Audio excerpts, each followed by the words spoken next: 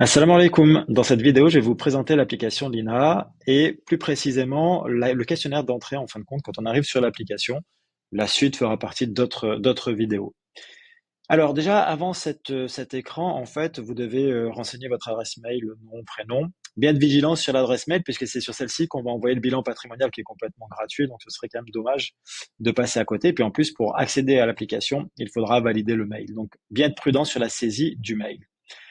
Ensuite, arrivé ici, on a 6 onglets.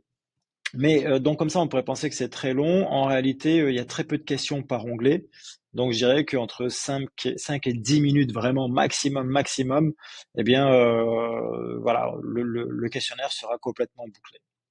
Sur la première partie, on pose des questions sur la famille pour deux raisons principales, pour faire des calculs en termes de fiscalité et également en termes d'éthique, pour revenir sur le régime matrimonial et vérifier s'il est bien en phase avec l'éthique islamique, et au niveau de l'héritage aussi, par rapport à la composition des héritiers de la famille, eh bien, est-ce que le droit français colle avec le droit musulman, et sinon, comment faire coller les deux? Sur la deuxième partie, on vous pose des questions sur la situation professionnelle, sur les revenus du foyer, encore une fois, hein, pour faire des calculs d'imposition notamment.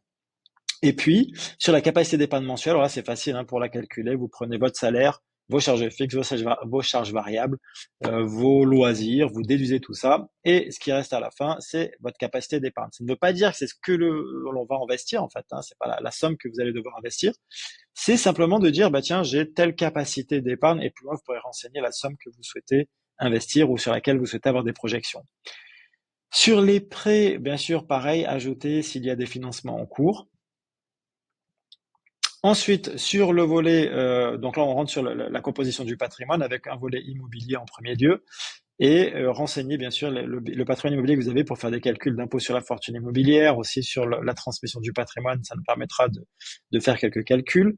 Et pareil, les biens immobiliers qui sont en location, bien les renseigner parce qu'il aussi peut y avoir une optimisation d'un point de vue fiscal selon la stratégie que vous avez mis en place jusqu'à présent. Du côté du patrimoine financier, la seule question obligatoire, c'est celle qui concerne les ressources qu'on peut avoir en banque. Mais ensuite, il faut bien penser à remplir le reste pour deux raisons principales, voir la diversification déjà du patrimoine et puis est-ce que cette diversification s'est faite sur des supports qui sont conformes ou pas. Auquel cas, ben, si ce n'est pas conforme, on va vous recommander hein, directement dans le bilan de sortir de ces supports et puis de quelle est l'alternative conforme et puis surtout comment s'y prendre. Et deuxième élément, eh bien, imaginez vous avez déjà fait des investissements avec des partenaires qui proposent des solutions de finance islamique en France. Le problème, c'est qu'ils appliquent tous des frais de souscription qui sont parfois très élevés. Et donc, la seule structure qui propose de mettre ces frais à zéro là, c'est l'INA. Et donc, si vous avez ces contrats-là, tout de suite, on va vous dire, si c'est des contrats conformes, vous pouvez remplir tel document, ça vous prend 30 secondes, vous l'envoyez. Et sous quelques jours, on reçoit vos contrats chez nous et on peut modifier les conditions financières. Donc, ce sera beaucoup plus de gains pour vous.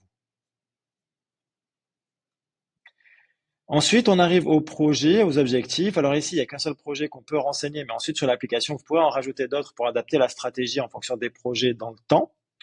Ici, la somme initiale et puis la somme mensuelle sur laquelle sur laquelle vous souhaitez avoir une projection d'investissement. Et puis, pendant combien de temps vous pourriez laisser votre argent investi. Ça ne veut pas dire que cet argent-là est bloqué, ça veut simplement dire que visiblement, vous n'aurez pas besoin de cet argent-là pendant tant de temps, mais si j'en ai besoin avant, eh bien, je dois pouvoir le récupérer malgré tout. Dernière partie du questionnaire à remplir, c'est celle qui concerne vos connaissances, notamment en matière financière, votre expérience pardon, en matière d'investissement, et pour finir, quelques questions de risque, encore une fois, pour définir la stratégie la plus adaptée à votre profil de risque. Et c'est fini. À partir de là, vous validez, vous pouvez revenir en arrière pour revérifier les infos, vous validez, c'est terminé, et pour la suite, ce sera dans d'autres vidéos.